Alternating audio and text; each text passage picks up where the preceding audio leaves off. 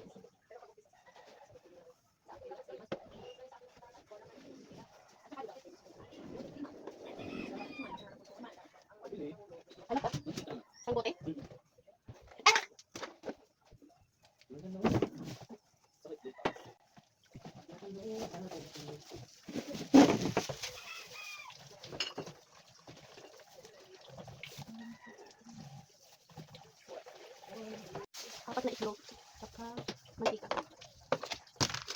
9 times 4, 36 plus 35, 71 less 100. 29 ba?